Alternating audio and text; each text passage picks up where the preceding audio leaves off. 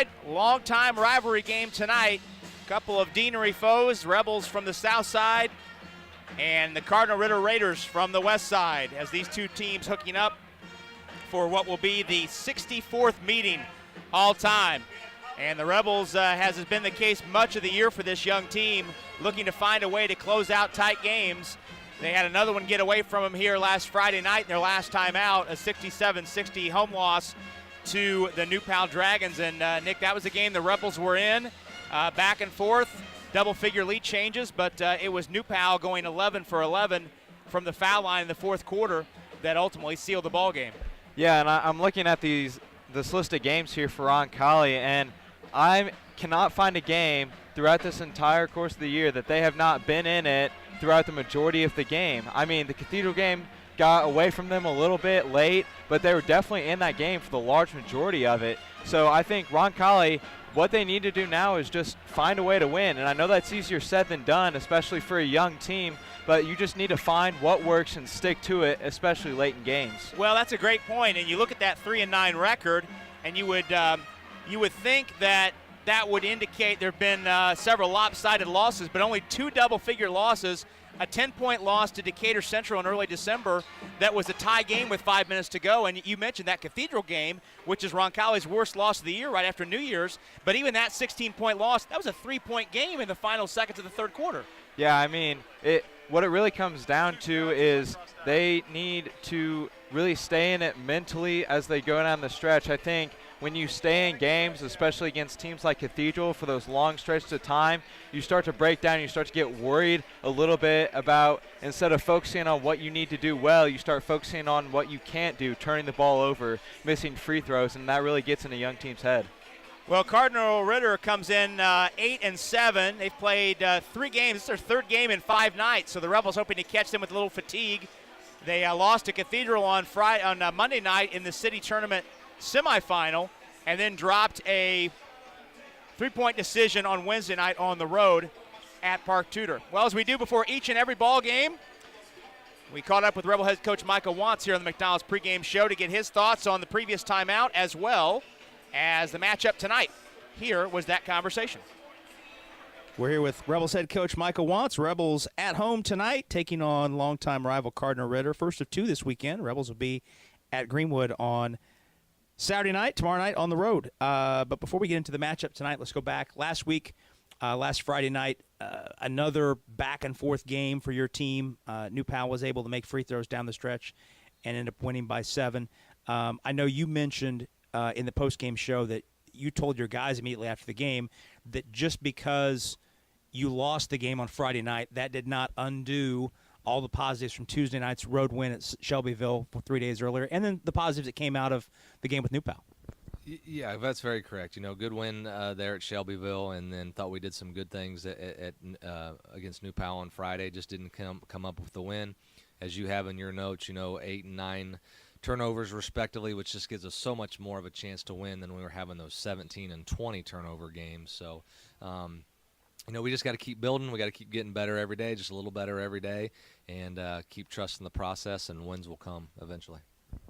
The Center Grove game that was scheduled for the following night was moved to February 5th because of the weather last Saturday, so you didn't have a back-to-back. You were able to I don't think you were able to practice on Saturday with the weather. I don't know if you were, but you were able to kind of clean the slate, work on your stuff early in the week, and then focus your attention on Ritter. When you worked on yourselves early in the week, what were the focal points?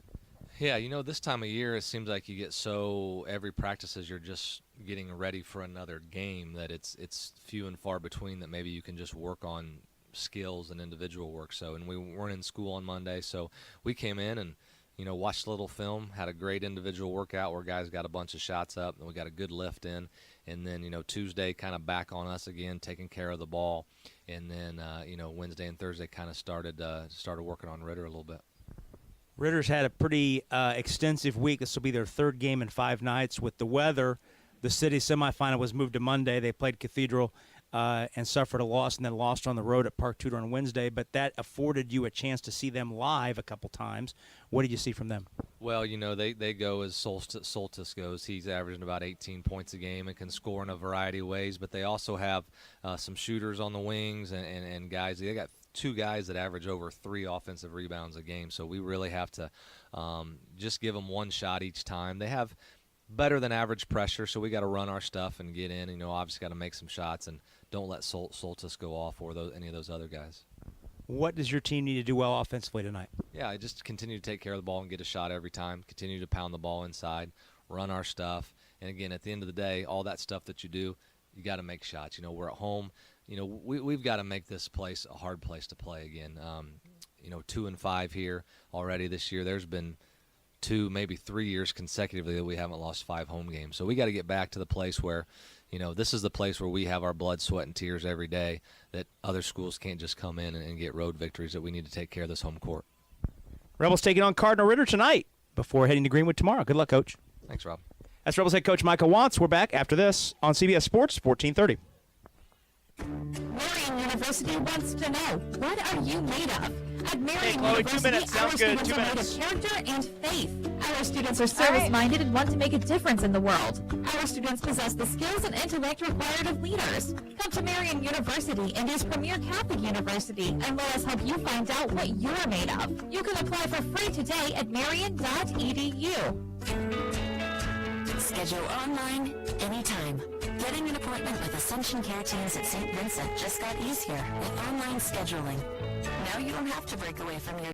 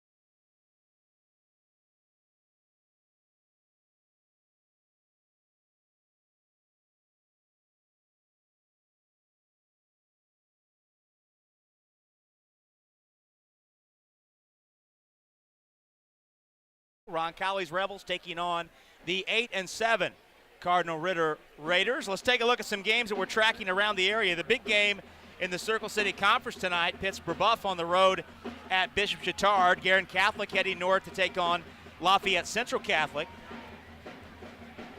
Tinley at Heritage Christian. Beech Grove on the road at Lutheran. We'll be at Beech Grove next Saturday afternoon. Ben Davis is at Carmel. Lawrence North at Center Grove in a couple of MIC games. Southport on the road at Columbus North. And Warren Central is at North Central. Southport, a quick turnaround as they'll play a day game tomorrow at Hinkle at Bankers Life Fieldhouse as part of an all-day extravaganza against Franklin. And Greenwood plays Parameridian tonight. That game's significant because the Rebels will be at Greenwood tomorrow night. So we'll track the Woodmen for you as best we can as we move through this evening, as they'll be the opponent tomorrow night on the road as we head to the corner of Smith Valley and 31.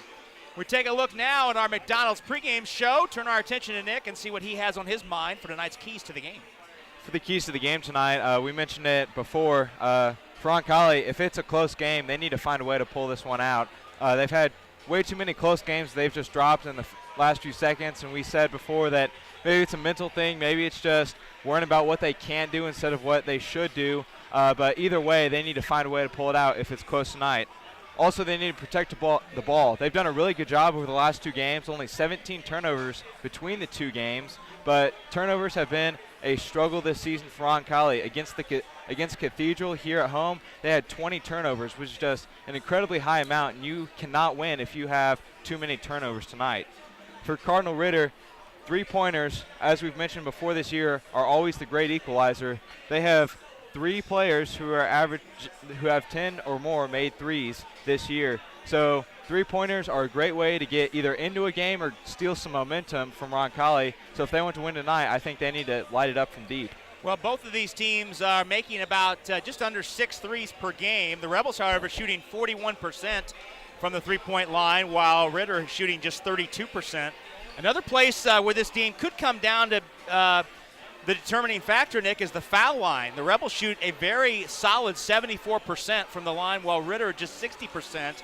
And you look at Ritter's best player, Nate Soltis, the guy who has the ball in his hand most of the time. He's a 58%er.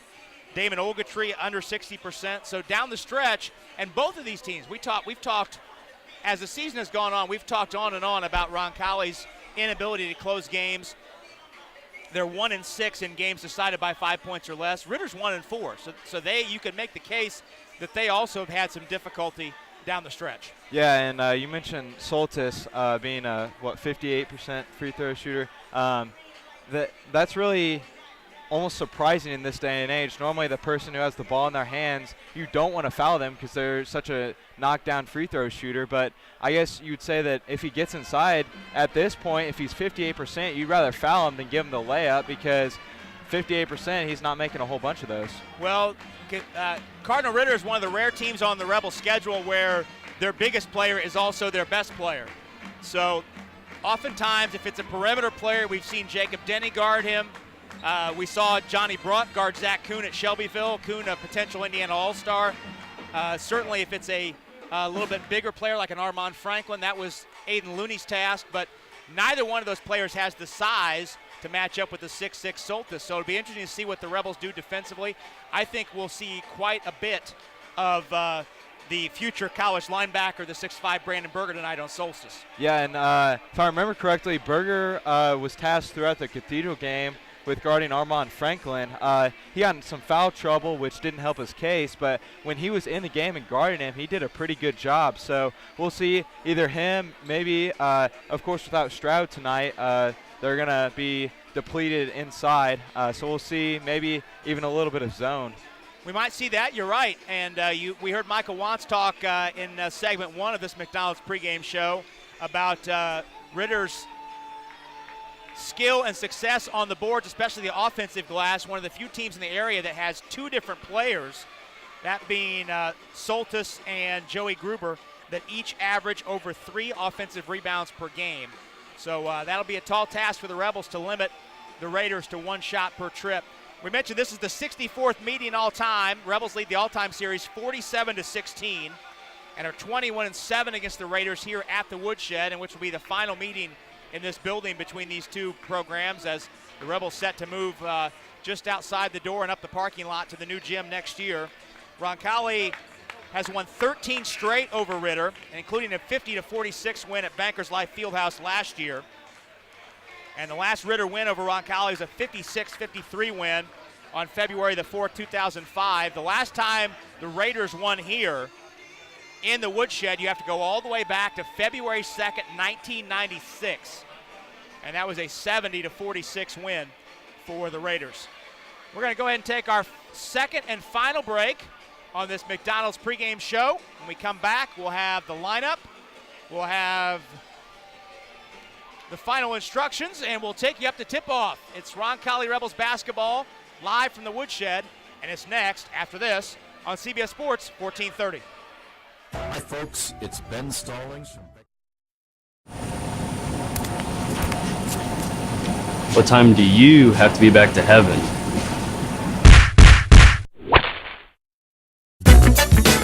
Milto Cleaners, we're pickup artists when it comes to your clothes. Every day we go farther, try harder, and do things others think are impossible. But for people who are passionate about what they do, it's normal. At Ortho Indy, we make sure of it. As the largest sports medicine group in Indiana and the official orthopedic provider for the Pacers, our specialists work to treat your injury from diagnosis to recovery and get you back in the game, because you were built to perform. Ortho Indy Sports Medicine, helping you get normal back, whatever your normal looks like.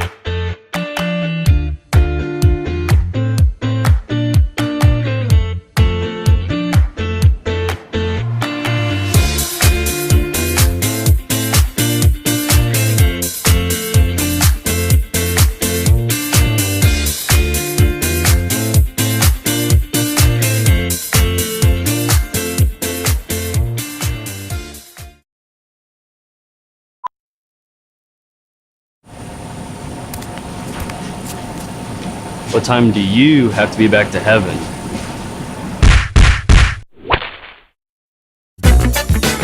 Milto Cleaners, we're pickup artists when it comes to your clothes.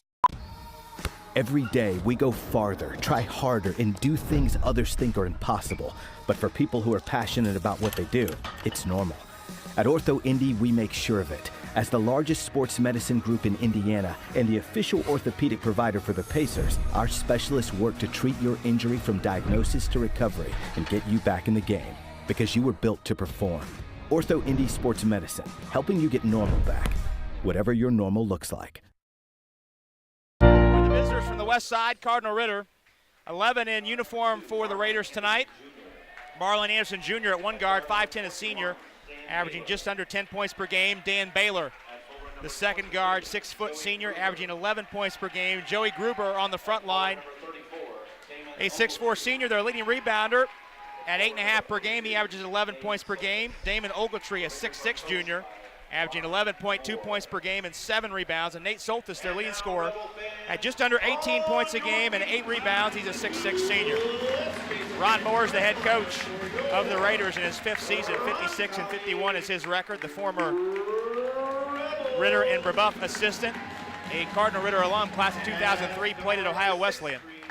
For the Rebels, same lineup we've seen for the last several games. Aiden Looney at one guard, 6'3", a junior, averaging 7 points per game. Jacob Denny, the second guard, 6'2", a senior, averaging 12.3 per contest. The point guard, Johnny Brock, 6'2", the sophomore, averaging 8.5 points per game and a team best 4.7 assists per game. On the front line, Anthony Donahue, 6'2", a sophomore, averaging 12 points per game. And Daniel Asher in the middle, 6'7", the junior, averaging 7.7 points per game. Rebels coached by Michael Wantz, winningest coach in school history. 244 and 125 his record in 17 seasons. He's 15-1 against Cardinal Ritter.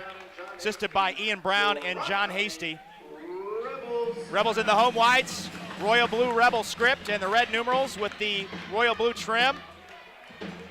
Red trim on the shorts with the red cross R logo. Cardinal Ritter in the traveling reds, black Raider lettering, black numerals, and the black and silver trim. Veteran officiating crew tonight, Scott Wagner, our crew chief, Scott Wilson, and John Ripperger. Veteran crew, Rebels heading right to left from our vantage point, high atop the eastern sideline. Rebels heading toward the south goal in this first half. Asher and Soltis to jump it up. And Soltis wins the back tap to Gruber. Soltis out front. Rebels in a 2-3 zone to start with. Baylor in the lane. Nice shovel on the baseline to Ogletree, and he laid it in. Baylor drew the defense and found Ogletree at the doorstep to put it in. Easiest way to beat a 2-3 is have a guy roaming the short corner, always looking for that inside cut pass. Asher drifts to Brunk on the left side. Ritter in a man-to-man to start. Looney ISO'd against Soltis. Brunk an open 3 out front. In and out, but Asher rebounds. Blocked from behind by Soltis. Soltis takes it himself the other way, down the lane. A lot of contact in route and a foul called on the Rebels. Couple defenders there. Looney takes the personal, his first. And the first on the Rebels. Baylor on the left baseline. Takes a look. Now Baylor back in the corner. He goes to the bucket against Donahue in the corner. Gruber drive and leave to Ogletree for a jumper straight away that rainbows up in the air, and the Rebels fight for it, knock it loose, and Gruber scoops it up and lays it in. 3 white shirts on the basketball, and they knocked it free from each other. That's where you got to talk. Denny top side, left wing to Brunk. Johnny gets a screen from Asher. Bounce to Looney in the left corner. Aiden drifting out front, cross-court pass to Donahue. Back to Brunk, top side. Raiders in a man-to-man, 90 seconds in. Cardinal Ritter leads 4-0. Donahue looks, picked up his dribble. Brunk comes back to get it. Johnny spins, picked up his dribble, needs help on the cut. Instead gives to Looney on the near sideline. Michael Wantz is up, wants his team to get back in some motion. Not a lot of movement right now for the Rebels. Brunk close to a 5-second count with Baylor up tight. Now Johnny gives to Looney on the back cut. Aiden down the lane, knifes to the goal and lays it in. Finally some movement. Well, that was a belabored possession, but it Yeah. ends in a bucket. Rebels on the board, and it's 4-2. Brunk denying Soltis. Now Soltis has to come way out to the timeline to get it. Rebels in a man-to-man. Soltis gets a screen, splits the double team in the lane, lost the handle, but it squirts right to Ogletree, and he double dribbled down the baseline, trying to get free from Asher. I think, Nick, that was the first possession in 3 that the Rebels have played man-to-man. Yeah, I'm not 100% sure what defense they're playing. It looks like they're doing a lot of switching, almost like a combination of man and zone. Cardinal Ritter shows some three-quarter pressure. Gruber knocked it out of bounds, but the ball came into the forecourt. And Donahue inbounding there on the far sideline. Bounces into Denny. Asher doubled in the block, feeling his way against Ogletree. Jump hook off the board and in, and Daniels tied the game. Rebels have come back to score 4 straight. Anderson, very stockily built, almost like Nate Robinson, the former NBA star. Stocky and compact is the 5'10 Anderson. Meanwhile, Baylor handles and gives back to Anderson. Anderson fading away over Denny. Tough shot, and he got it. Boy, that's good defense and better offense. Marlon Anderson Jr., his first 2. Brunk in the deep backcourt. Now walks toward the timeline.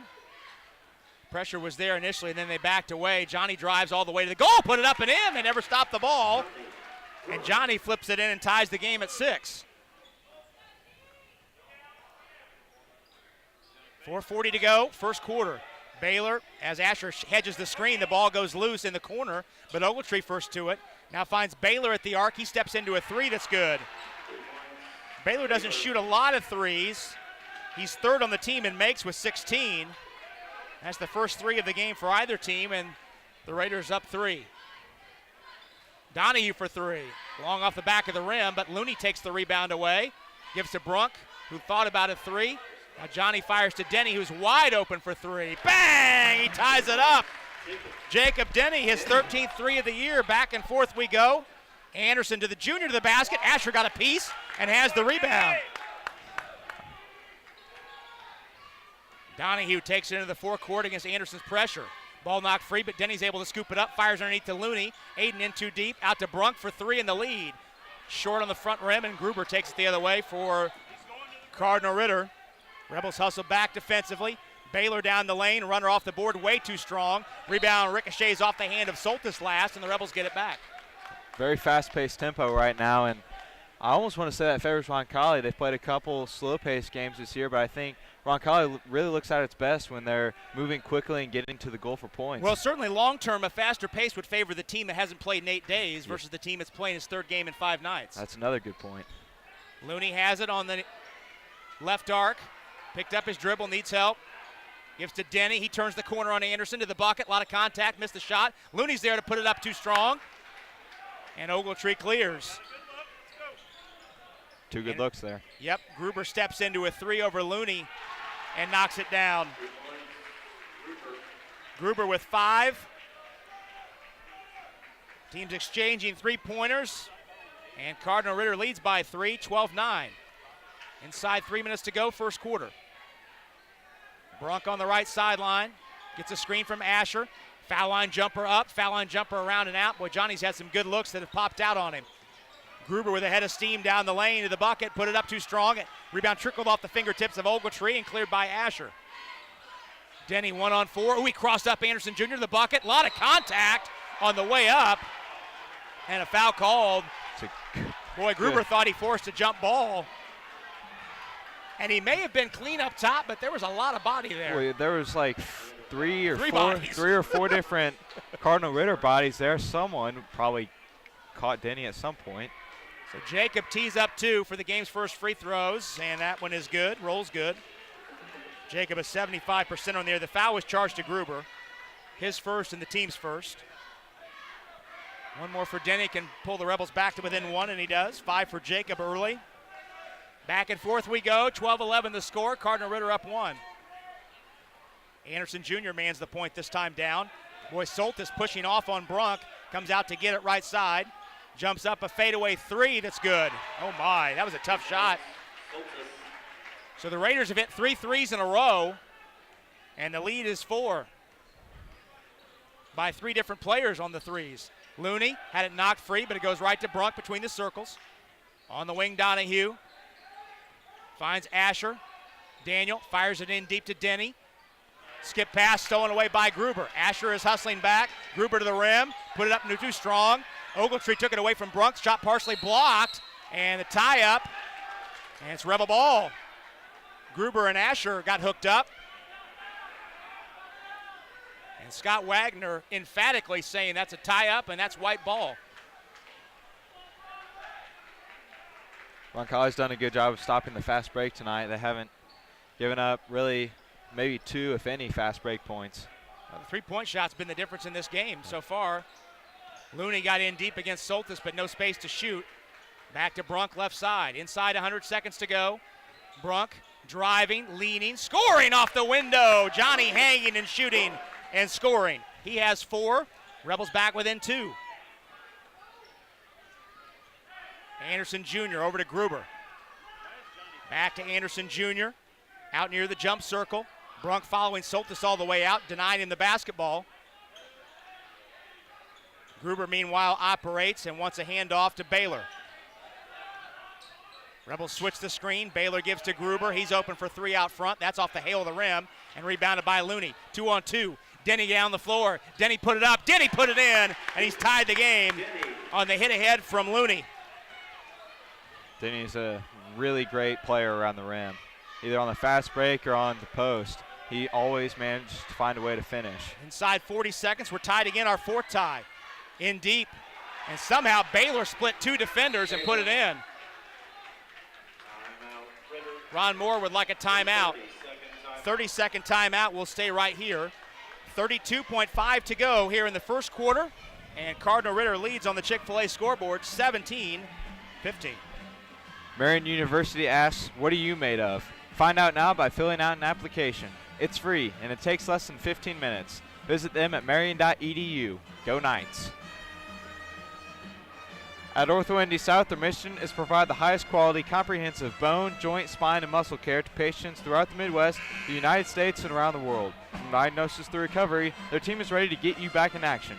Choose OrthoND South to be your official orthopedic provider. Well, appreciate having you with us tonight. However you may be taking in tonight's action, whether it's on RebelMediaNetwork.com, CBS Sports 1430 AM in Central Indiana, or on the school YouTube channel on the video side. Great crew of folks with us tonight to bring you this action. Get to them here in a moment. Rebels trail by 2, 17-15. Inside 30 seconds. Brunk walks it up. Now Denny has it on the far sideline. Side cleared out for him if he wants it. Anderson not up tight enough to initiate the count. Now he is. Denny needs to go somewhere. 9 seconds to go in the quarter. Brunk has it out front against Baylor. Over to Donahue. Donahue at the volleyball line. Back to Asher. Asher over to Brunk. Johnny can't get a shot off. Rebels never got a shot off. I believe that's the definition, going nowhere fast. Yep, you got to have some clock awareness. 17-15 the score. Cardinal Ritter has a 2-point lead on the Chick-fil-A board. We head to period number 2 around the corner after this 30-second pause on CBS Sports 1430.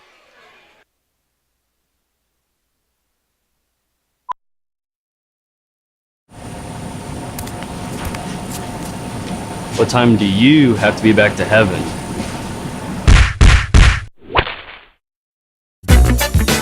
Milto Cleaners, we're pickup artists when it comes to your clothes. Every day we go farther, try harder, and do things others think are impossible. But for people who are passionate about what they do, it's normal.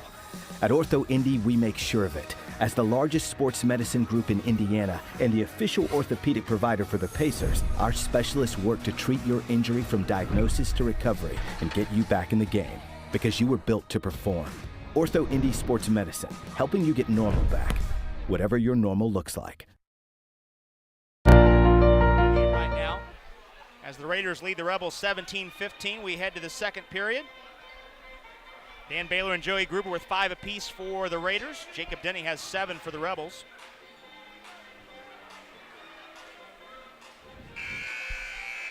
Set the lineups for you. Cardinal Ritter will have the basketball to start period number 2.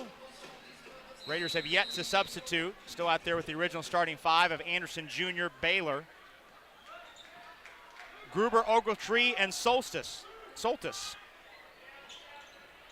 Ogletree, top of the circle. Nick Spearing is in. Into Gruber cutting. He flipped it up no over Wars. Got an offensive rebound, put it up no. And finally Asher clears. Spearing up the floor. Max Wars, who's also in off the bench, shoots up a 3 out front. That's short front rim. Rebound Ogletree has Asher sealed away. Down the baseline, Baylor behind his back, bounce across the paint. Brunk poked it free from Ogletree, who flipped it back out to Anderson. Possession continues for the Raiders. Gruber steps into a long 3. That's too strong, and Brunk by himself will walk the rebound up. So the Rebels begin this second quarter with Brunk, Nick Spearing, the 6'1 junior, Jacob Denny, Max Wars, the 6'2 sophomore, and Daniel Asher. Denny down to Asher in the block. Daniel feeling his way on the left side, turns to the middle, put it up, a lot of contact on the way up. Gruber blocked the shot, hit ahead to Soltis. He's through the lane, he's spinning, he puts it up, no, and Brunk has a rebound. Again, great transition defense from Roncalli. Boy, Soltis so strong. Yeah. He's got football strength, a tight end at one point in his career. Rebels trail by 2. Spearing to Brunk. Now Wars. In the right corner, facing up on Soltis, backs him in. He's doubled. He splits it over to Asher. Spot up on the baseline, jumper up and in, and Daniels tied the game. Well, credit to Wars, Nick. He got himself in a tough spot, but he found a way out. Yep. Baylor, drive and leave. Nice find underneath the Ogletree. Rebels lost track of him, and Ogletree put it up and in. That's both buckets that Ogletree has had tonight. Baylor has set him up right at the rim. Yeah, he's done a great job of finding his way to the rim, finding a way to lose himself in Roncalli's defense and putting the ball up and in. Spearing 3 for the lead off the front of the rim, and Gruber flies in for another rebound. He has 7 games with 10 rebounds or more. He's well on his way to another one tonight. Baylor, another 3. That's good. Boy, they're shooting over 60% from the three-point line. That's already their 4th. And it's a 5-point lead for the Raiders, biggest of the night.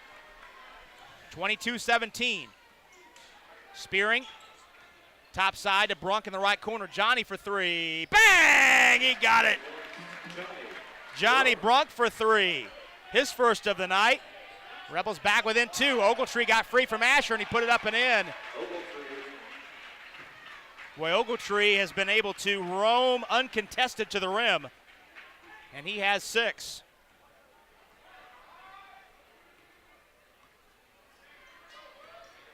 Asher on the wing with Ogletree up tight. Daniel drifts out front to Wars. Now Brunk has it. Johnny left arc against Baylor. Into the paint. Finds Denny. He drives, cut off. Tried to flip it out to Brunk. It's broken up and stolen. 3-on-1. Spearing his back. Soltis to the rim. He missed the dunk on the way up, but Ogletree hustled down and lays it in. Rebels beating down the floor, and Michael Watts has seen enough. Full timeout. We'll go ahead and take one as well. We'll step out for 30 seconds and come back. Rebels trail by 6, 26-20, mid-second quarter on the Rebel Media Network. Marian University wants to know, what are you made of? At Marian University, our students are made of character and Okay, Chloe, faith. sounds good. Every day we go farther, try harder, and do things others think are impossible. But for people who are passionate about what they do, it's normal. At Ortho Indy, we make sure of it. As the largest sports medicine group in Indiana and the official orthopedic provider for the Pacers, our specialists work to treat your injury from diagnosis to recovery and get you back in the game, because you were built to perform. Ortho Indy Sports Medicine, helping you get normal back, whatever your normal looks like. Every day we go farther. Chloe Tyson, our in-studio engineer, keeping us on track and on time in our CBS Sports 1430 studios, and Stefan Welsh overseeing our video crew tonight. Our director, Seth Rosenberry, our camera ops, Aaron Richardson and Jacob West. A couple subs into the game. Aiden Looney's returned for the Rebels. And our first look at Brandon Berger tonight, 6'5", the senior. Denny has a seat, as does Asher. So it's Brunk, Wars, and Spearing stay. And Berger and Looney join the fray with 4:40 to go first half, and the Rebels down 6. Looney has it on the left side, picked up his dribble, skip over the top to Wars, who faces up on Soltis at the right arc. Max, dribble handoff to Brunk. Johnny thought about the three. Now takes it to the wing. Berger wants to post. Instead, Wars has it up top side. Tried to force a pass into Looney that's stolen away. Michael Wantz wanted a foul. Gruber spinning down the paint. He threw it off of Looney's hand. It deflects out to Baylor for three, no good. And Gruber taps at it off the end line. Last touched by Gruber. Goes back to the Rebels. 4 of 7 are the Raiders from three-point range. That's been the difference in this game, that and the hustle of Ogletree. I mean, you're going to get out and contest those threes, but they're not going to keep shooting at that rate. At least you hope not. Looney to Brunk. Johnny has it. Left of the lane. Now Spearing out front. Pressure by Anderson Jr. Lazy pass. Soltis stepped in the lane, and Soltis will take it the other way and lay it in. Boy, the Rebels are just way too careless with the basketball in this second quarter. And the Raiders have opened up an 8-point lead, their biggest of the night. Brunk gets a high screen from Berger. Now he leaves to Spearing in the corner for three. That's long. And the rebound collected on the weak side by Gruber. He's on the push. Finds Baylor down the lane, and he traveled. Anthony Donahue coming in for the Rebels, replacing Spearing. Rebels put it in on the far sideline. I'm not sure what the answer is on offense right now, but Roncalli just has looked dead. They haven't moved well. They haven't shot it well. Turned it over a few times. Well, Asher's jumper in the first score of the second quarter tied the game at 17, but since then, the Raiders have outscored the Rebels 11-3. Brunk, high side right. Gives to Looney. Now Donahue on the wing. Looking down to Berger. Brandon feeling his way out to Wars. Back to Brandon, posting on Ogletree. Backing down to the rim, pump faking. Blocked from behind by Soltis, but as he tried to save it, he was on the baseline. And it stays with the Rebels. He was over. Soltis was over there getting ready to block Berger for a while. Not sure where the open man was, but Berger probably should have tried to find him instead of going up with it. Asher returns for Berger. Brunk inbounds in the corner to Asher. Rebels need a hoop. 2:45 to go in the half. Donahue cut off, gives to Wars, left arc. Max faces up in the paint, picked up his dribble, needs help, out to Brunk. Johnny backs on Baylor. Now here comes a double team from Gruber. Brunk picked up his dribble, bounces to Looney. Aiden down the lane to the bucket, puts it up high off the board and in over the outstretched hand of Gruber. First Rebel points in 3 minutes. Anderson Jr. for three, that's good. Boy, oh boy. They cannot miss from out there. 31-22. Fifth three of the night for the Raiders.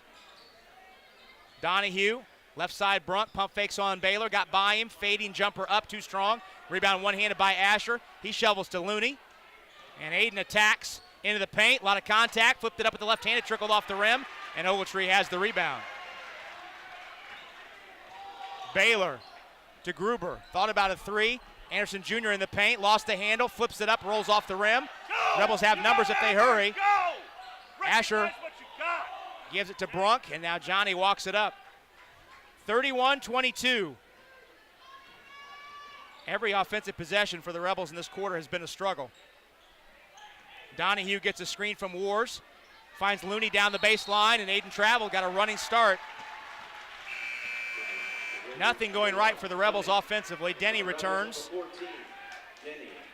for Wars, and LaRon Fleming is in. First time we've seen him. He's the first sub into the game. Boy, it's surprising, Nick, that Cardinal Ritter's playing their third game in 5 nights, and they waited almost an entire half to substitute. And you haven't seen a drop of production from them either. Nope, you're right. Fleming, his first touch. In the corner, Baylor. Pump fakes a three, and he traveled against the pressure of Donahue. Rebels have managed just 7 points in the quarter. Outscored 14-7. And find themselves trailing by 9. Each team with one team foul. That's hard to believe in the final minute of the first half. These referees may have somewhere to be. Maybe they have reservations somewhere at 9. Asher left wing. Out front, Looney. Hand off to Denny. Jacob tucks it in, turns the corner. In the corner, Donahue fakes a three on Baylor. Goes to the basket, puts it up. A lot of contact. Tapped up, no, by Asher. Off the end line. Where's it going? Stays with the Rebels. Boy, they are calling nothing at the rim at either end. Yeah. If you look at that play right there, you see why there's only one foul on each team. Yep. Brunk flips it out to Donahue. 40 seconds to go in the half. Rebels trail by 9. Johnny wants a screen on the right wing from Denny if he gets it. Instead into the paint. Flips to Donahue in the corner. Pump fakes a three. Baylor flies by. Collection dribble. Three is missed. Rebound tap to Looney. Bounce to Asher and low, and it goes wide of the mark and out of bounds. Gruber's right back in for Fleming. 31-22, 21 seconds to go. Rebels cannot get to the end of this quarter soon enough. 15 seconds left. Anderson Jr. out in the jump circle. Denny gives him plenty of space. Baylor to the bucket. Flips up a shot underneath the rim. Nobody there to box out Ogletree. He lays it in. Donahue, pull up three. No good. And that'll do it. That will do it. So Cardinal Ritter outscores the Rebels 16-7 here in the second quarter, and as a result, lead this ball game on the Chick-fil-A board 33-22. We'll take a break and come back. After this pause, we'll have the Beck Service Center halftime show up next from the Woodshed. After this on CBS Sports 1430.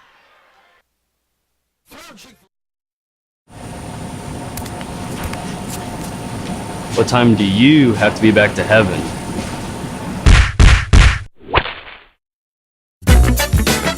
Milto Cleaners, we're pickup artists when it comes to your clothes. Every day we go farther, try harder, and do things others think are impossible.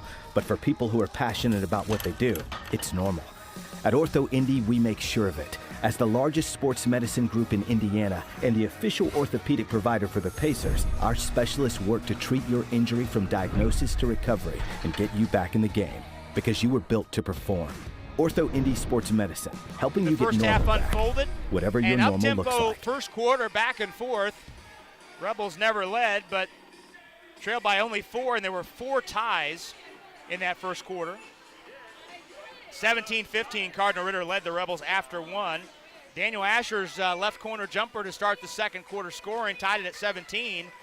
But then over the final 6:20 of the second quarter, Cardinal Ritter outscored the Rebels 16-5 to take this game-high 11-point lead, 33-22, into the halftime break. Rebels led by Jacob Denny. He had 7, as did Johnny Brunk. Damon Ogletree had 8 for Cardinal Ritter. And, Nick, it's been the offensive rebounding of Damon Ogletree and his ability to get to the rim and the Raiders' three-point shooting that are the stories so far tonight. Yeah, and I think I made the comment in that half that three-pointing isn't always going to be there. Obviously, teams go through stretches of up and downs from the three-point arc, especially if Roncalli does a good job of closing out, then they're not always going to make them. But getting to the rim is something that can and will always be there if Roncalli allows it. They just somehow lose Ogletree every time, not every time, but on times that he scored, they just lost him. And you can't lose a high school varsity basketball player down low because he's going to make it every time. Especially one who's 6'6". Yeah. 33-22, Cardinal Ritter leads the Rebels. We'll go ahead and take a 2-minute pause when we come back on our Beck Service Center halftime show. Nick has all your first half numbers. Right back after this. Stay with us on CBS Sports 1430.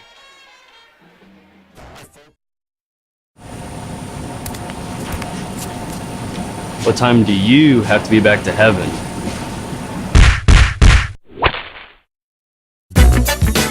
Milto Cleaners, we're pickup artists when it comes to your clothes. Every day we go farther, try harder, and do things others think are impossible. But for people who are passionate about what they do, it's normal. At Ortho Indy, we make sure of it. As the largest sports medicine group in Indiana and the official orthopedic provider for the Pacers, our specialists work to treat your injury from diagnosis to recovery and get you back in the game, because you were built to perform. Ortho Indy Sports Medicine, helping you get normal back, whatever your normal looks like.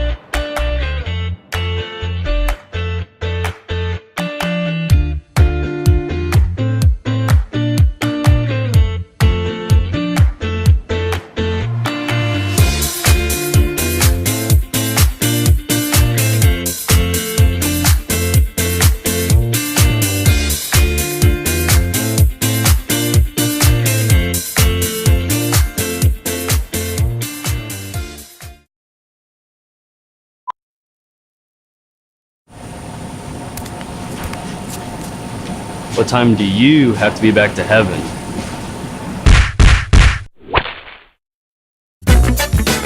Milto Cleaners, we're pickup artists when it comes to your clothes. Every day we go farther, try harder, and do things others think are impossible. But for people who are passionate about what they do, it's normal. At Ortho Indy, we make sure of it. As the largest sports medicine group in Indiana and the... I'm here at the Woodshed Roncalli High School. Chick-fil-A scoreboard reads Cardinal Ritter Raiders 33, Roncalli High School 22. I'm here with your first half totals. Aiden Looney had 4 points. Jacob Denny had 7 to tie for the lead for Roncalli. He was also 2 of 2 from the free throw line. Daniel Asher had 4 points, and Johnny Brunk closed out scoring in that first half for Roncalli with 7 points.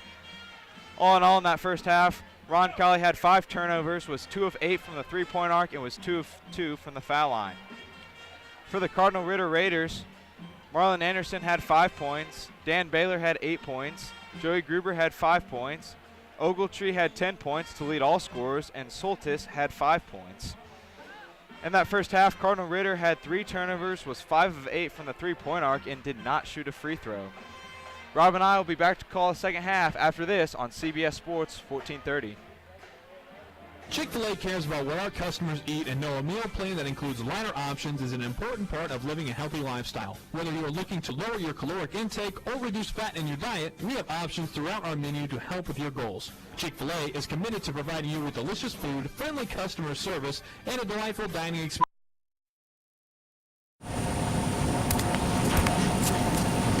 What time do you have to be back to heaven?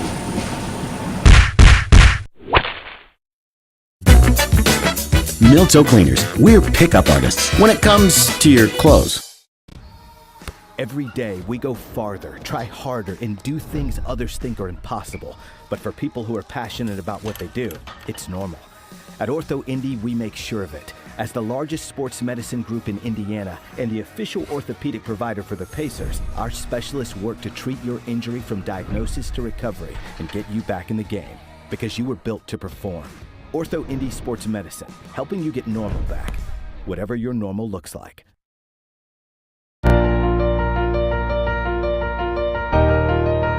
You can apply for free today at marion.edu. McDonald's proudly introduces the new fresh beef quarter pounder burgers. Each one of our quarter pounder with cheese, double quarter pounder with cheese, and signature crafted recipe burgers is made with 100% fresh beef from North America and cooked right when you order it. It's hotter, juicier, and full of flavor. So good, it's having speechless. What time do you have to be back to heaven? Just north of Stop 11. Milto Cleaners, we're pickup artists when it comes to your clothes.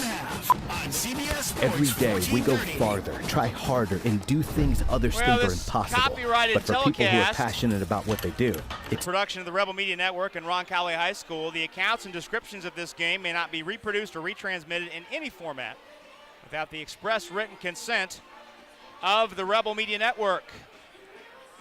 Let's catch you up on some scores of interest.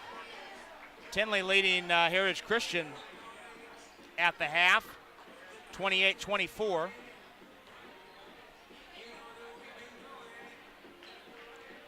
New Pal leading Yorktown 33-21. Center Grove and Lawrence North tied at 28 at the break. Brebeuf Jesuit and Bishop Chatard tied at 12 after one quarter. That was a girls-boys varsity doubleheader, so they're running a little bit behind the rest of us here with a longer front game than the typical JV game.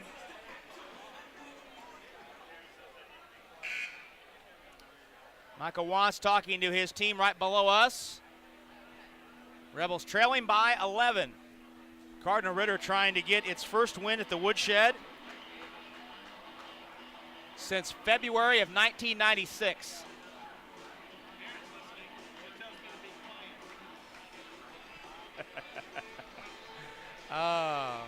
Voices carry. Yes, they do. Maybe not so much in the new gym.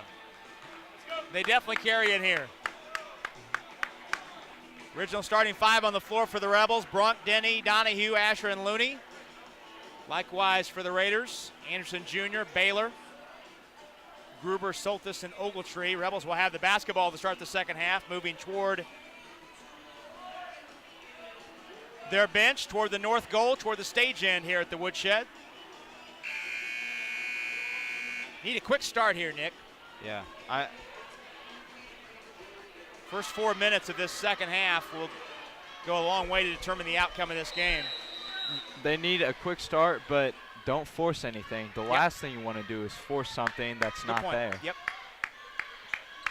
Man-to-man. The Raiders have been in a man-to-man most of the night. Denny on the right side, ISO'd against Anderson, turned the corner, put it up. Contested shot, and Soltis has the rebound. That was a tough shot. Jacob was falling away, tried to bank it in as he lost his balance. Well, there's a kid skipping on the floor, and that brings play to a halt. Yeah, Cardinal Ritter had 6 players on the court. Youngster looked to be about the age of 4, just came skipping up the near sideline about 5 feet in play. Thankfully, the officials stopped that before the ball could come that way. Now we're back to it. Anderson top of the circle to Soltis. Soltis has not really forced anything. He's had a couple in transition. Gruber gets a screen, pull up in the lane. Teardrop is in as he got right into the gap and flipped it in. 35-22, the Raiders score first here in the second half. Donahue to Asher in the block. Daniel turning, shooting, jump hook is strong off the back of the rim, and Ogletree a tough rebound in traffic. He's fouled. Just 2 fouls called in the first half on both teams combined. That foul on Denny, his first. Number 14, Denny, his first, team's first. Michael Wants just glances up at the scoreboard. The Rebels having all sorts of difficulty offensively. Gruber, they need to dig in defensively. Anderson fadeaway 3, that's short. And Looney has the rebound away from Soltis. Leaking out is Denny. Jacob pull up on the baseline, banked it in, no, but Looney hustling down. Skies above the rim to tip it in. So Aiden started that and finished it. Good finish, too. 35-24. Aiden has 6. Anderson Jr. down the baseline, cut off by Denny, shovels to Soltis.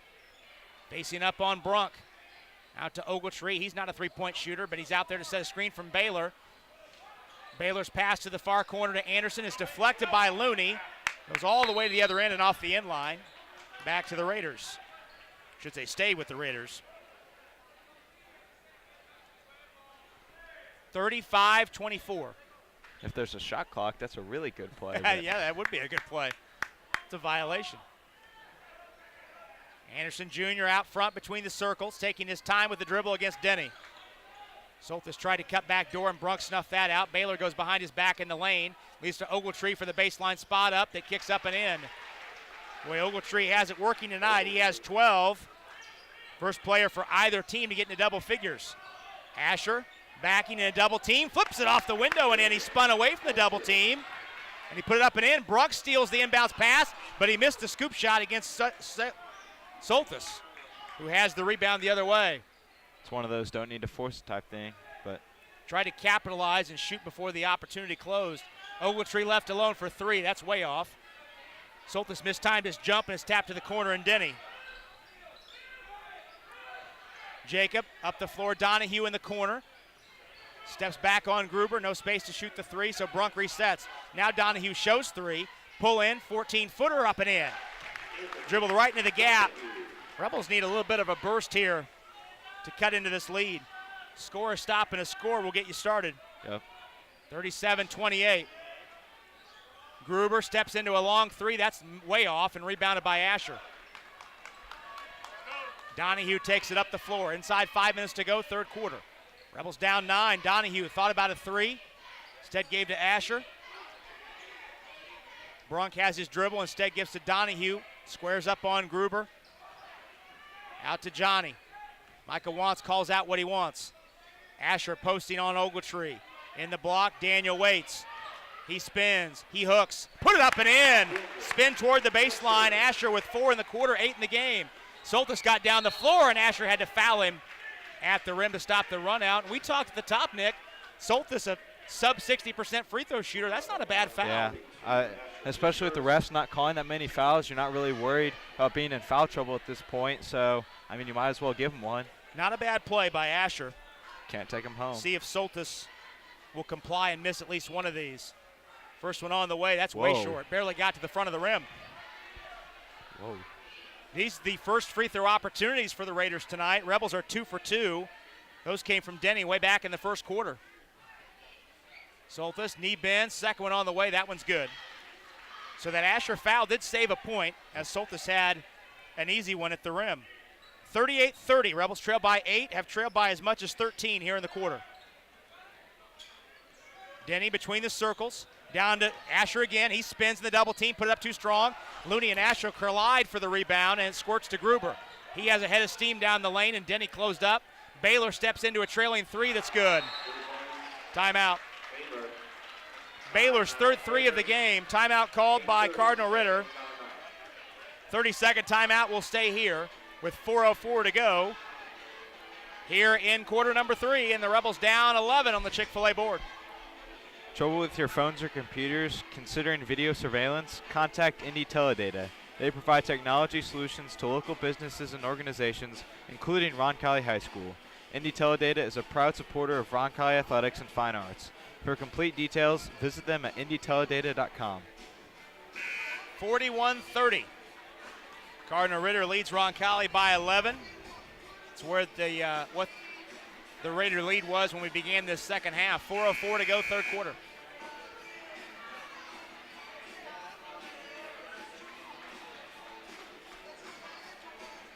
Six threes in the ball game for Cardinal Ritter. Rebels just 2. That 12-point difference from the three-point line is a huge factor in this 11-point game. Asher over to Brunk. Gives to Asher on the cut. Nice finish, nice find. Daniel into double figures with 10. 41-32. Baylor cut off by Denny on a baseline drive, and Jacob called for a bump foul. Jacob's second, team third. Soltis inbounding on the left baseline under the hoop. Gets it right back from Baylor at the rim. He lost it on the way up. Tapped it up, no. Brunk grabs the rebound. There's all sorts of contact. Scott Wagner called it from 30 feet away. John Rippinger was standing there thinking about his dinner reservation. He's standing right there looking at the contact and was doing nothing. Scott Wagner had to bail him out. Soltis foul, his first, the team's first. 41-32. Looney right arc. Denny pops out to get it. Anderson pokes a hand in. knocks it free, and now takes it away. Anderson all the way to the goal, lays it up and in. Anderson Jr. has 7. 43-32. Brunk fires to Donahue in the corner, spots for 3 off the rim. Rebounded by Ogletree. 43-32. Anderson. Baylor left side. Brunk denying Soltis. Soltis on a back cut. He fumbled it away. Johnny has a steal. Johnny up the floor. Baseball pass to Donahue. Steps into a long 3. In and out. Asher flies in, but the rebound tapped to Baylor. Daniel mistimed his jump. Rebels hustling back. Baylor finds Soltis. Anderson Jr. open for a left corner 3 that darts to the front of the rim and rebounded by Brunk. Johnny to Denny. Jacob fakes. Pull in. 16-footer. Got it.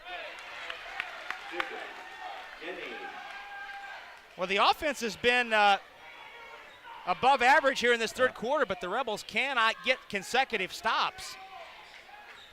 9-point lead for the Raiders. 2:12 to go. Gruber cut back door. Asher contested, but Gruber was first to it and banked it in from 5. Gruber has 9. Cardinal Ritter content to trade baskets with the Rebels. Michael Wantz would like a full timeout. We'll do the same. 2:01 to go, third quarter. Rebels down 11, 45-34. We'll take a break and come right back after this 30-second pause on CBS Sports 1430. Steve's Flowers and Gifts is your family-owned Indianapolis and Greenwood florist. Our mission is to establish and maintain the highest level of floral value and customer service at comfortable consumer.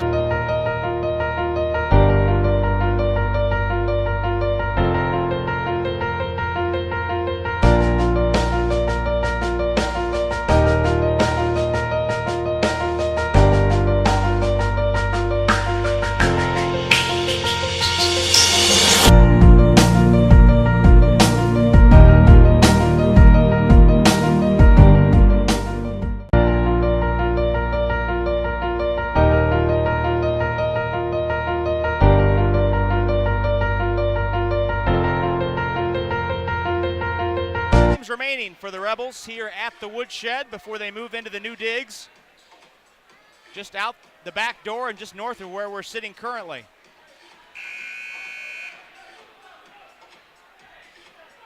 Roncalli's Lady Rebels last night played their final game in this gym. Picked up a 51-43 win over Columbus North for their 7th straight win. 45-34. Rebels trail by 11. Final 2 minutes of the third period.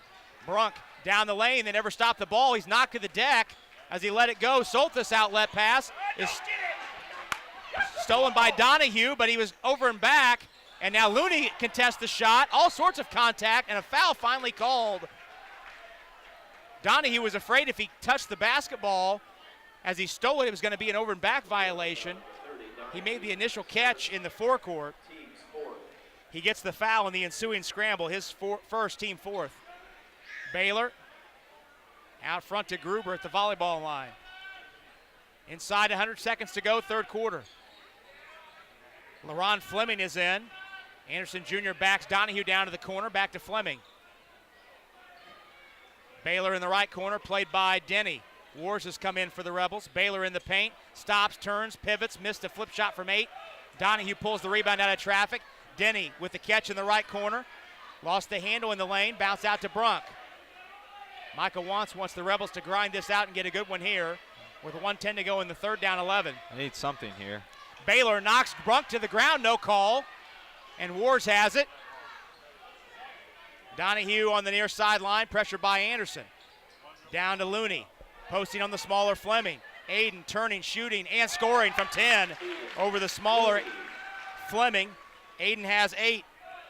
It's 45-36. Rebels looking for a stop here in the final 50 seconds of the third period. Baylor holds right side, brings the dribble back out front, back cutting his Solstice. And Looney blocks the dunk at the rim, but Fleming has the rebound out to Gruber for 3, good. That's a backbreaker. Looney made a great play at the rim. Best time to shoot a 3 is off an offensive rebound. Gruber has his second of the night. Denny lost the handle, it goes out of bounds near the scorer's table. Somebody from the Ritter section just yelled, "That's a foul." On They them? clearly have not been watching the game. They're not going to call anything. So you're wasting your breath, sir. 48-36, 20 seconds to go in the quarter. Rebels trying to get one here. Brunk to Denny. Denny down the lane, tucks it in, stripped on the way up. Off the end line, stays with the Rebels. 12 and 4/10 left in the period.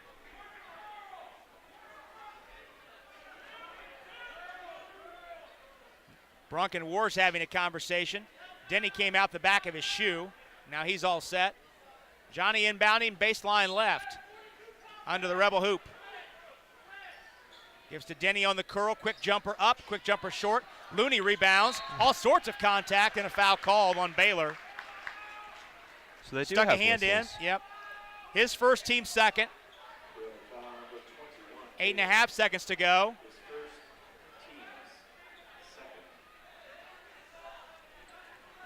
Brunk baseline left again on the inbound. Looks at Wars in the corner. Max out to Denny. Left arc with 5. Jacob turns the corner, drives. Looney in the paint, lost the handle. Squirts to the deck. They don't get a shot off. So the Rebels get as close as 7 in the third quarter, but trail by 12. Outscored in the period, 15-14. We'll step out for 30 seconds and come back. Fourth quarter up next on CBS Sports 1430. Every day we go farther.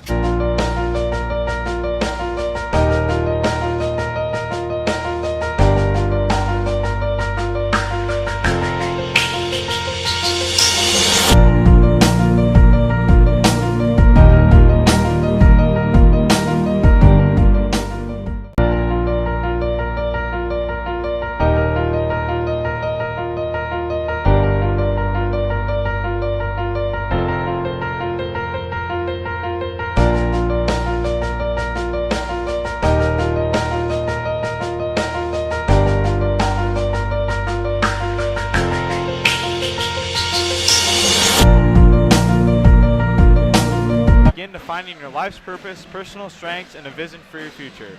Visit Marion.edu and find out what are you made of. Go Knights.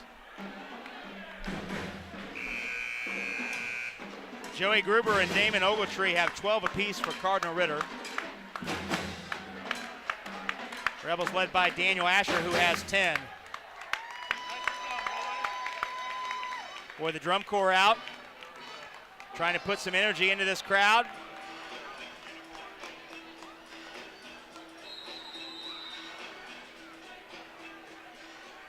Cardinal Ritter with the basketball to start the final period. On a 12-point lead, biggest of the night for them. Gruber, Baylor, Fleming, Anderson Jr., Soltis. Soltis cut back door, the pass too far, off the end line and out of bounds. Boy, Brunk has done a great job on Soltis. He has just 6 points. Came in averaging 18, had 28 on Wednesday night. Problem is, Cardinal Raiders found other ways to score, especially from the three-point arc. Yes, they have.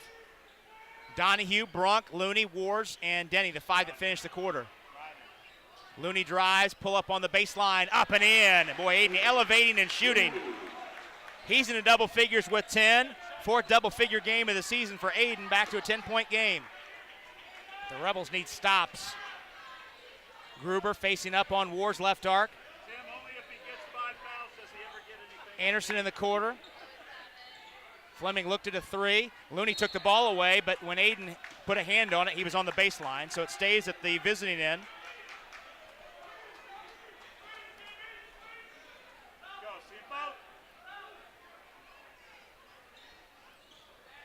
Baylor slings it out to Anderson Jr. He's down the lane. He runs into Donahue, and a charge called.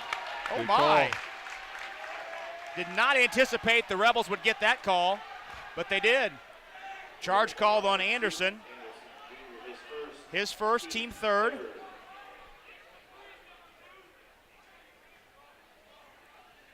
(48-38). Rebels down 10. Donahue down the lane, picked up his dribble, bounce on the wing to Brunk. Johnny waits for a screen from Wars, he gets it. Gives to Looney, back to Max. Wars, pull-up jumper from the foul line, nicks the front rim. And Soltis has the rebound. Ron Moore says, let's slow things down here a little bit. We're up 10. Baylor into the paint. Lost it on the way up. Flipped it no. And Looney has it. Donahue in the corner. Shows 3 on Gruber. Into the paint. Fakes Soltis off his feet. Draws the foul at the rim. Shoots 2. Does Donahue with 6:26 to go. Soltis the foul, his second, team 4th.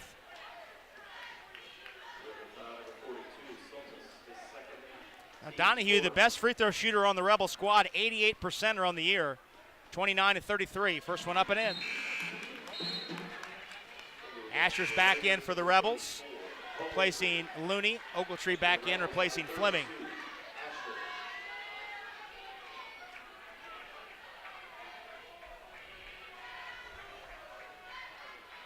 One more for Donahue, that one cleanly through. Well, if you're going to go on a run, guess the fourth quarter would be a time to do it. And Gruber fumbles a pass out of bounds. Oh, that's an unforced error that haven't been many tonight for Cardinal Ritter.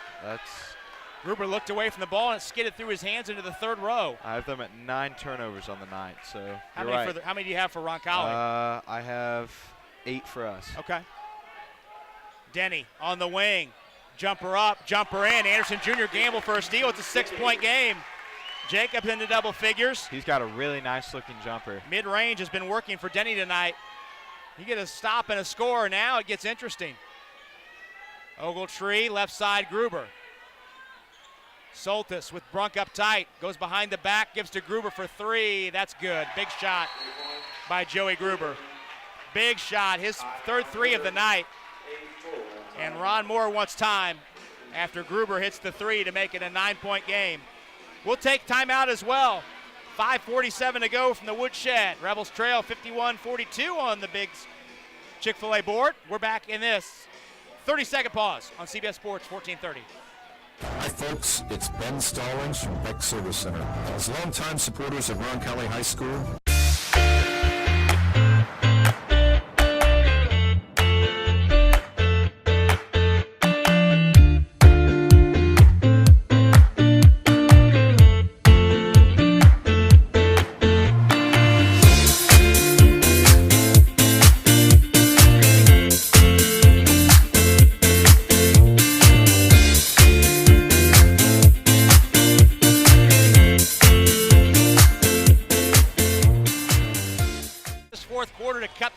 to 6, but then a big 3 by Joey Gruber for Cardinal Ritter pushes it back to 9. Cardinal Ritter 8 for 14 tonight from the three-point line, says Nick Michael, keeping track of our stats tonight. I mean, that's just one of those things. You have to know where the shooters are. I mean, it's great that you want to help when there's a drive, but you cannot leave a three-point shooter like that open who's been hot. Well, that's the luxury for them for having a guy like Soltis on your team. When he gets in the paint, you have to send a second defender. Yeah. And to his credit, he found the open man. Brunk out front for the Rebels, bounces right side to Donahue. Wars, jump pass into Asher, out to Donahue for a kick-out 3 off the rim. Tapped up by Asher, no. Brunk fights for it. He's in a double team. Slings it back out to Donahue. He's down the lane. Gives to Denny. He had it knocked free by Anderson Jr. Donahue is back. Anderson Jr. runs him over. What's the call? Charging call. Donahue takes the hit again. Second charge he's drawn in the quarter on Anderson Jr.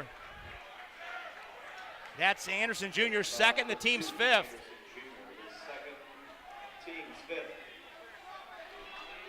51-42. Guess that's one way to get a stop. Rebels had a couple great looks at threes on that possession. Denny looks it over out front. Drives into the lane, in the traffic, spins it off the board and in. Tough drive, tough finish. It's his move. For Denny, that is indeed his move, getting to the rim. 7-point game, 5:01 to go. Gruber gets a screen, dribbles to the elbow, got the screen, got to the rim and laid it in. Boy, Joey Gruber has been big time tonight. 17 points for him, he's tied a season high. Asher in the left block, in a double team, kicks it back out to Brunk. Might have gotten away with a walk.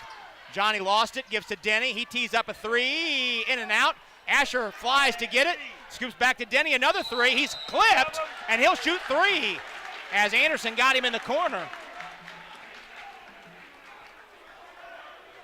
Boy, give Asher credit. He could have tried to force something up there in a triple team, but he took a look at what he had and had Denny. Denny's a really good free throw shooter, too. He hits the first. That's the third foul on Anderson Jr. And you're absolutely right, Nick. You play the percentages. The odds of Denny making a contested three in the right corner aren't as high as him getting 3 free ones and making all of them. Yep. Plus, this gives you a chance to score with the clock stopped. Yeah. Also, Cardinal Ritter has done a really good job of pushing the ball tonight off of scores, so it also allows you to get your defense set up. Great point. One more for Denny. He can complete the trifecta. Up and in and out. Rebounded by Soltis. So Denny goes 2 for 3. 53-46. Looney's back in for the Rebels, replacing Wars. Rebels trail by 7. 4:20 to go. Baylor on the far sideline, whips it into Ogletree, who puts it up and in. Rebels trapped the ball screen, and they could not get back to Ogletree. Ogletree with 14. 55-46. Asher in the block against Ogletree. Spins, back out to Looney. Brunk on the wing, facing up on Baylor. And he tried to find Asher, and Baylor kicks it out of bounds. Rebels reload. 3:54 to go. Donahue inbounding near sideline, below the foul line extended. Looney, back to Donahue on the wing.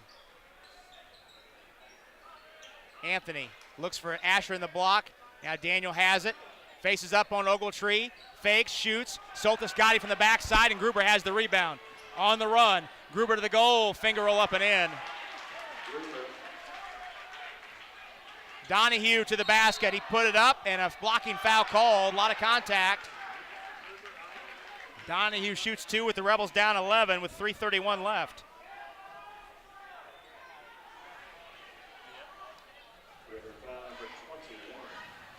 Ritter fouls on Baylor, his second, team 7th. So the Rebels are in the bonus the rest of the way. That's more incentive to go to the bucket. Did not think I would hear you say that tonight, Rob. What's that? Oh, then we get to the bonus? Yeah. After 2 fouls combined in the first half. That's a good point. 57-47. Donahue, another one good. Anthony has 4 of his 6 from the foul line. Back to an 8-point game. Rebels have been as close as 6 here in the fourth quarter. Gruber, drive and kick. Baylor in the corner for 3. That's way short. Rebounded by Looney. Up the floor to Denny. Raiders are back. Denny through the paint. Fakes. Bounces to Asher. He fakes. He puts it up. No good. Boy, I heard wrist slap all the way up here. Here comes Gruber the other way. Picks up his dribble and gets to Baylor. Anderson Jr. at the right arc in no hurry. With his team up 9. Ogletree up to set a high screen. Anderson Jr. down the baseline. Whips to Baylor in the corner. He finds Soltis.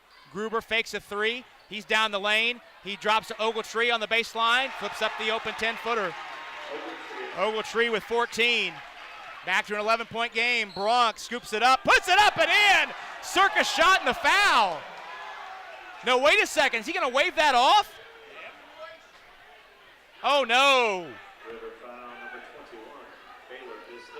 They wave it off. Baylor's third foul, team 8. So Bronx shoots a 1-and-1. Boy, that looked like an and-one to me. Yep. Michael Wantz concurs. Bronx shoots a 1-and-1 with the Rebels trailing by 11. Free one up, free one in.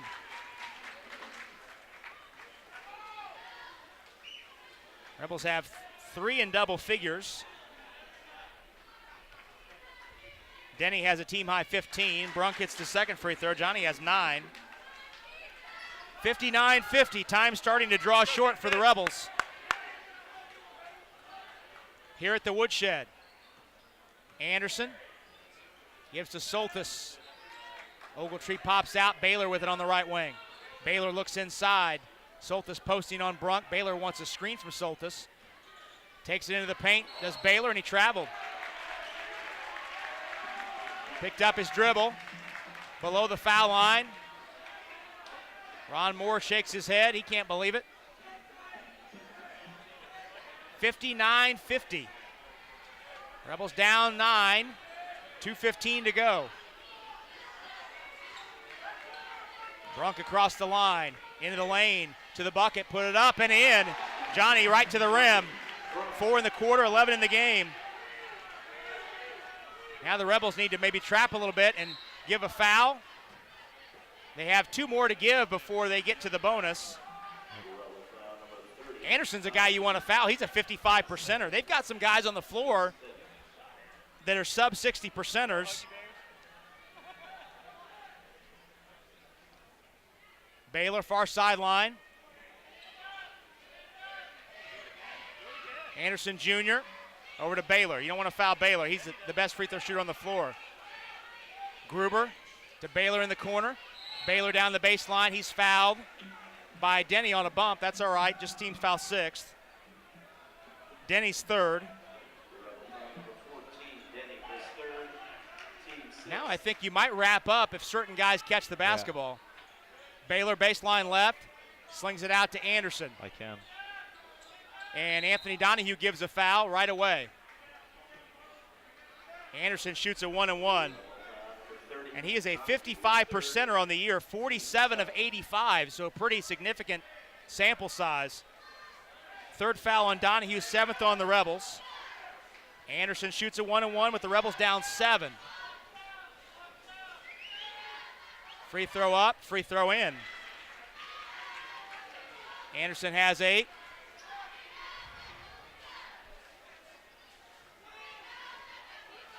It would be nice if that gentleman who keeps standing in front of the camera would sit down. Anderson makes the 2nd free throw. Our high camera. Need a little security over there. Brunk the other way quickly, flips it up, flips it in, got to the rim. 51, 61, 54. Inside 100 seconds. You don't want to foul Baylor if you don't have to. Baylor behind his back. Denny applying pressure. Baylor gives to Anderson. And Anderson's in the lane. We can't find him to foul him. Gruber shoots a 3 for some reason that's long, but he gets his own rebound. Boy, you got him to take a bad shot, but they get the offensive rebound, and now Denny fouls Anderson with 1:12 to go. I'm not sure why Gruber took that shot. And the Rebels were fortunate that he did, but they could not secure the rebound. Denny's foul, his 4th teammate. Anderson shoots a 1-and-1. He made both moments ago. Free one up, free one in. 62-54.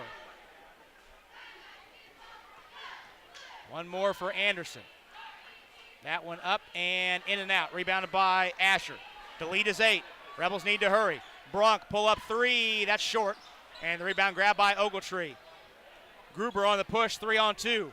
Soltis, the lob to Gruber. He put it up, no, and Denny gave a foul. I'm not sure why they're throwing lobs up 8 with a minute to go. That doesn't seem too intelligent. Roncalli hasn't been able to take advantage of it. So well, Denny gave the foul to stop Gruber at the rim, and Jacob is fouled out of the ball game. Michael Wantz will use the 30 seconds he has as a free timeout. Gruber shoots 2. He's a 67%er.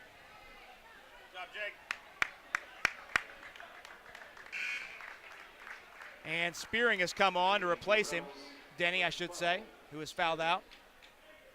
Gruber shoots 2, fouled in the act. Gruber has a season-high 19 points. Rebels have held Nate Soltis, an all-city player, 1,000-point scorer, to just 6 points tonight, but it's been the other scorers who have done the damage. Yep. Roncalli hasn't been able to answer from the other end, especially from the three-point arc. 2-shot foul for Gruber. 59.5 seconds to go. First one in and out. Rebels trail by 8, have 2 timeouts or 3 timeouts remaining. Have to score in a hurry, make or miss. Gruber's second one up, that one good. He has his first 20-point game of the season. Brunk to Spearing, steps into a 3, short, got his own rebound. Nick lost the handle, but Brunk scoops it up, puts up a 3 off the rim. Rebound Looney in traffic, lost it. Soltis shovels it ahead, Anderson Jr. to the bucket, put it up, put it in with the left hand. 65-54, final 40 seconds. Spearing, gives to Asher at the rim, out to Looney for three, that's short. Donahue rebounds in traffic and draws a foul with 30 and 8/10 left.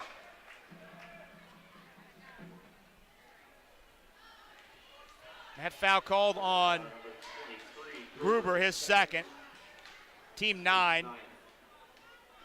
Donahue shoots 2. All that's left is the shouting at this point. First one up and in. Donahue 5 for 5 from the line, all coming here in the fourth quarter. 65-55. Second one up, second one in. 65-56. Anderson Jr. in the backcourt, gives to Baylor. He's through the midcourt traffic with 25 in the corner to Soltis. Cross-court pass, lazily stolen.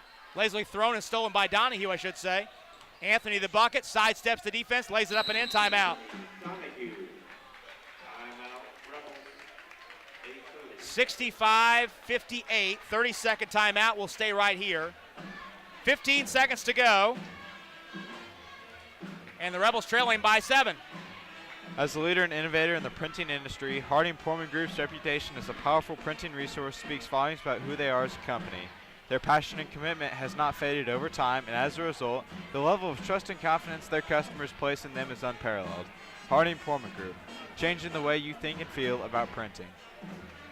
Well, a reminder, we'll be back with you tomorrow night at Greenwood. No video stream for that one, audio only on CBS Sports 1430 and RebelMediaNetwork.com.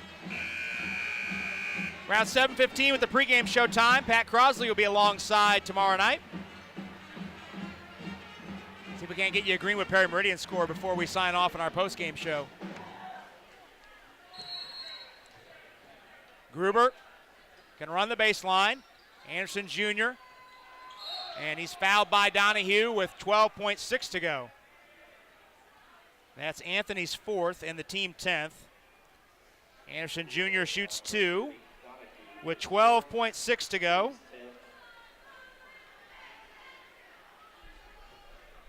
Rebels pulled it within 6 in the first 2 minutes of the quarter, but that's as close as they've been able to get here in the final frame.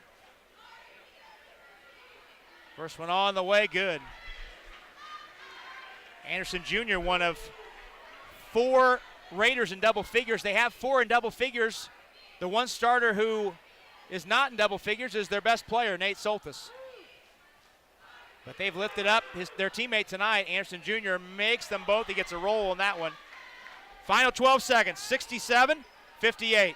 Brunk to Chuck McGinzy in the corner for 3. In and out, tapped up no by Looney, tapped up and in by Brunk. And Brunk knocks it free with 2.1 to go. That's a delay of game. Ron Moore is saying that under 5 seconds is a technical foul.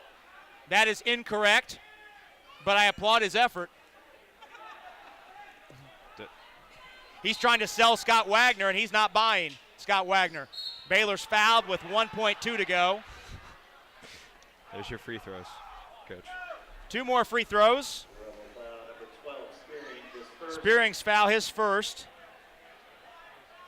Did Brunk tap that last bucket in? He did, right? Yes, okay. I believe it was Thank Brunk. you. I think Asher had a tip, and then he missed it, and Brunk had the other 67-60, Baylor shoots 2. 1 and 2/10 seconds to go. First one up, first one in.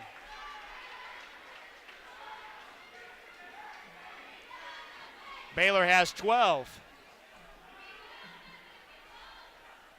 One more.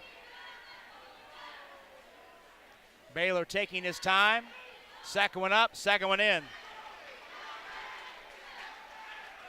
Brunk from half court, heaves it at the buzzer, short, and that will do it. So the Rebels put on a surge to start the fourth quarter, but they cannot overcome Cardinal Ritter down the stretch, and as a result, the Raiders get their first win in the woodshed in 23 years. Our final tonight from Roncalli, Cardinal Ritter 69, and the Rebels 60. We'll step out, when we come back, we'll tell you all about it on tonight's Steve's, Flowers, and Gifts postgame show. Coming up next on CBS Sports, 1430. McDonald's proudly introduces the new fresh beef quarter pounder burger.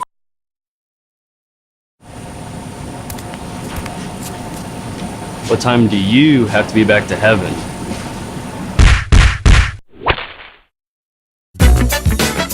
Milto Cleaners, we're pickup artists when it comes to your clothes. Every day we go farther, try harder, and do things others think are impossible. But for people who are passionate about what they do, it's normal. At Ortho Indy, we make sure of it. As the largest sports medicine group in Indiana and the official orthopedic provider for the Pacers, our specialists work to treat your injury from diagnosis to recovery and get you back in the game, because you were built to perform. Ortho Indy Sports Medicine, helping you get normal back, whatever your normal looks like.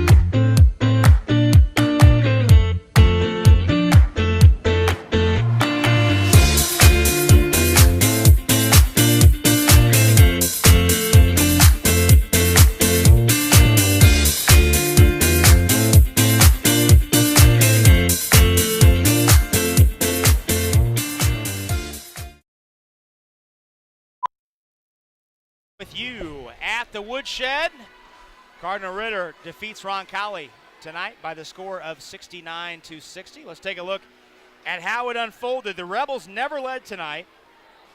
There were 4 ties in the first quarter. Cardinal Ritter's biggest lead in that first period, 4. It led 17-15 after 1 did the Raiders. Rebels tied it up at 17, scoring the first bucket in the second period, but then Cardinal Ritter closed the period on a 16-5 run and led 33-22 at the break, outscoring Roncalli 16-7 in the second quarter. In the third quarter, the Raiders would lead by as much as 13, led by 12 at the end of 3, 48-36, outscoring Roncalli in the period 15-14. Rebels scored the first 6 points to start the final quarter and trailed by only 6 with 6 minutes to go, but that would be as close as Roncalli would get the rest of the way. The Raiders were able to keep the Rebels at arm's length down the stretch. Rebels scored a season-high 24 points in the fourth period, outscoring the Raiders 24-21 in the fourth, but it wasn't enough as Cardinal Ritter defeats Roncalli tonight and in the process earns its first win here in the Woodshed since February 2nd, 1996, when they won 70-46. The 69 points scored by the Raiders tonight is a Roncalli opponent season high. Jacob Denny and Johnny Brunk with 15 points apiece to lead the Rebels. Meanwhile, Joey Gruber had a season high 20 to pace Cardinal Ritter. Nick, certainly three-point shooting was a big factor tonight, but just some costly defensive errors around the rim. The Raiders were able to get a couple guys loose to the rim down the stretch and early in the ball game as well. Just, again, same old story. A couple things go a different way. You know, the Rebels were never out of this game, but they were never in it tonight. Yeah, and I think over the games that Roncalli's lost, I feel like we've been able to point to one thing, whether it be turnovers or giving up too many three-pointers that they just didn't do well. But I think tonight it was just a little bit of everything. I mean, times where they would close down low on defense, Cardinal Ritter would kick it out for a three-point shooter and hit it. Or if Roncalli just needed a big shot or they needed to do something on offense, they would turn it over or take a bad shot. I mean, it was just it was really that old cliche. It was all the little things tonight. I feel like – That's well put. Yeah. I mean, I don't know any other way to put it, because there were certainly times where they looked good. I mean, especially there at the end, scoring 24 points in that fourth quarter. There were things that they did well, and I don't want to take anything away from this team tonight, but I feel like there were just too many little things that they didn't do well. Well, I think it's interesting, too. You look at this is the 13th game of the season. And one of the things that we keep track of and that we look at for reference purposes is how many 20-point quarters do you have? How many 20-point quarters do you allow? How many single-digit quarters do you have? How many do you allow? The Rebels in 13 games have allowed only 8 20-point quarters. That's pretty good. 8 out of 13 times 52. That's not bad. But the thing that catches your attention, 6 of those 8 have come in the fourth quarter. When you've got to get stops, you can't give up 20-point quarters in the fourth. Yeah, and I wish there was an answer to that. Normally you can point to things like fatigue or something, but I don't think that's the case. That's just something that they've got to work on because, like you said, when it comes down to crunch time, when you need to get stops, especially when it's close, especially when Roncalli's offense comes back and makes it a 6-point game, that's when you need stops the most on the defensive end, and they just haven't been able to do it. Well, the Rebels led by, we mentioned Johnny Brunk and Jacob Denny with 15 apiece. Joey Gruber had 20 to pace Cardinal Ritter. Go ahead and take our first and only break here on the Steve Flowers and Guest Post-Game Show. When we come back, we'll run down tonight's totals. We'll hand out our player of the game, and we'll look ahead to tomorrow night's broadcast. All of that coming up after this on CBS Sports 1430. Steve Flowers and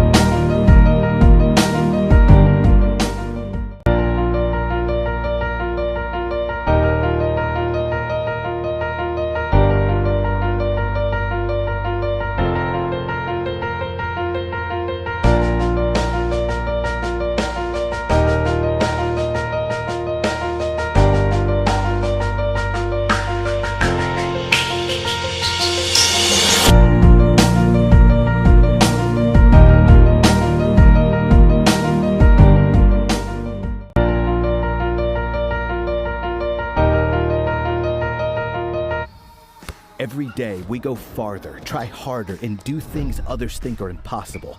But for people who are passionate about what they do, it's normal.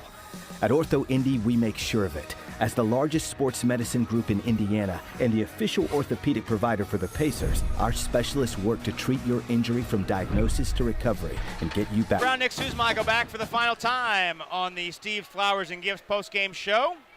Just right at the top of the hours, so before Nick runs down tonight's final numbers, let's pause quickly for this 10-second station identification, reminding you you're listening to Roncalli Rebels basketball on CBS Sports 1430. He's home for hoops is CBS Sports 1430 WXNT AM Indianapolis, WZPL HD3 Greenfield, Indianapolis. Well, the Rebels fall tonight at home to Cardinal Ritter, 69-60 our final score. Let's take a look at tonight's totals. Nick has those.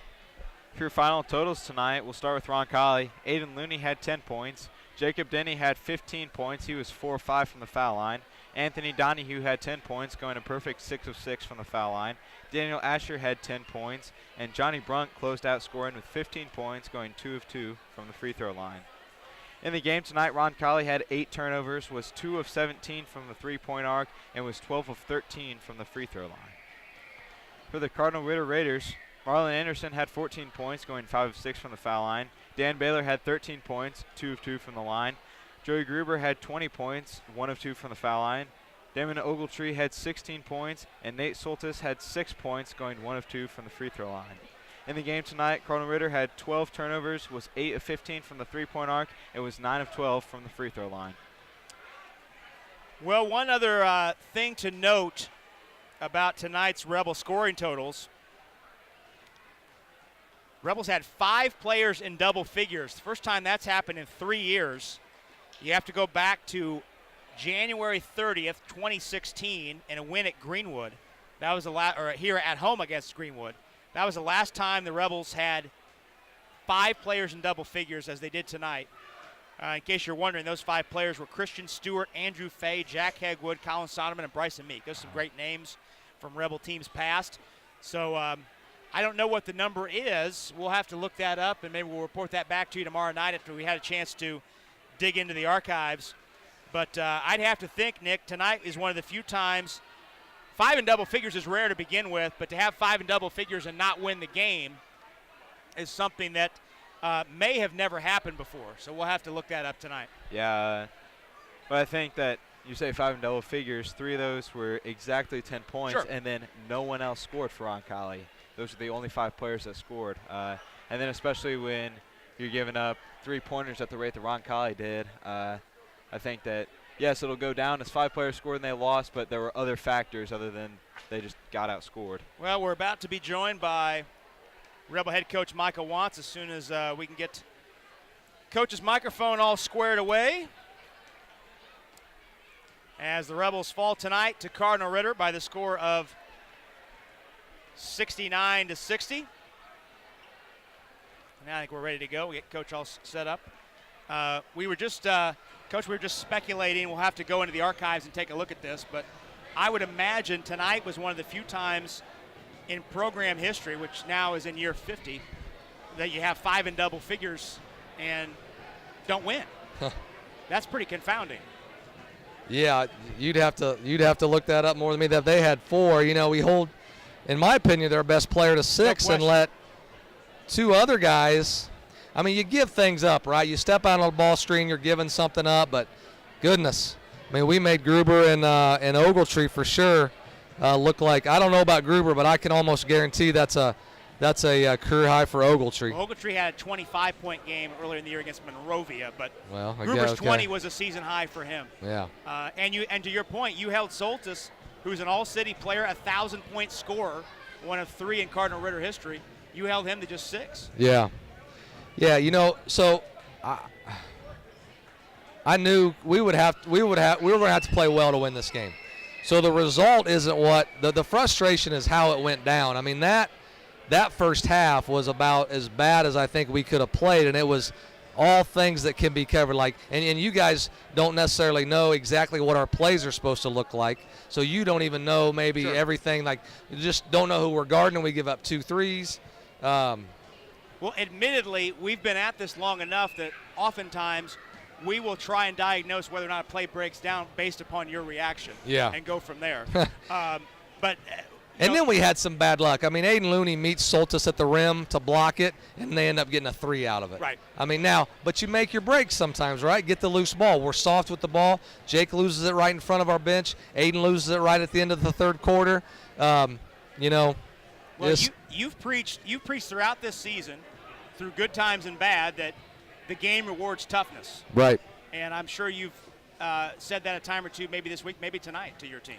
Yeah, you make your breaks, and the harder I work, the better I get, or however they say that. So again, obviously frustrated with the loss, but just we got to get back, and the best thing is we got to play again in 21 and a half hours or whatever it is again tomorrow night. So we're back at it. Coach, we talked, especially in the post-game show, it seemed like it wasn't like just one big collapse tonight that really cost you guys. It felt like it was all the little things that just seemed to break down, like you said, Looney losing the ball, giving up loose balls. So what do you guys need to do to work on that, especially when you only have 21 hours? Yeah, we don't have a lot of time. Just kind of hope that it fixes itself tomorrow and we're more locked in, ready to go. I can't explain it because you don't want to say that you took steps backward tonight, but mentally we weren't locked in, ready to go, and I suppose that maybe falls on the captains as well as myself to make sure we're ready to go. Yeah, that's the question. Is how do you get your team past this one tonight and move on, because you do have another game tomorrow? Yeah, I mean, we're going to go over personnel here in about 20 minutes from Greenwood and start thinking about them and get back here before the bus leaves tomorrow, and how did they do against Perry tonight? We can confirm that they won. Okay. Don't have a final. Okay. They were up 3 late, but they did win the ball game. So their record's a little better than ours, but it's below 500, they're I believe. sitting on 5-8. Yeah. 5-8 coming in. We need to be ready to go. We've gone down there and laid an egg early in the first half too, so we got to make sure we're ready to go. Yeah, and there's been other times. It seems like historically, at least in the last decade or so, when you've gone down there and come away with a good outcome, it's been when you've jumped out early. Yeah. And gotten off to a good start. I just called the band director at Purdue to see if they're going to be down there like they were 2 years ago, rocking that place. I forgot about that. It's usually so dead 2 years ago when Purdue's band was there. I think it got everybody going, including us. So we just got to bring our own energy on the road and just be ready to go. Coach, we appreciate the time. We'll see you tomorrow night. All right, guys. Thank you. That's Rebels head coach Michael Wantz. We appreciate him taking a few moments for us here on the Steve's Flowers and Gifts post-game show. We need to hand out our player of the game. That will go to sophomore point guard Johnny Brunk, who had 15 points, tied Jacob Denny for team high scoring honors. And for Johnny, that's his highest scoring game since the Whiteland game back on December the 8th. So you've got to go back 8 games to find the last time Johnny scored at least 15 points. So he is tonight's Ortho Indy South star of the game. At Ortho Indy South, their mission is to provide the highest quality, comprehensive bone, joint, spine, and muscle care to patients throughout the Midwest, the United States, and around the world. From diagnosis to recovery, their team is ready to get you back in action. Choose Ortho Indy South to be your official orthopedic provider. Well, we update the records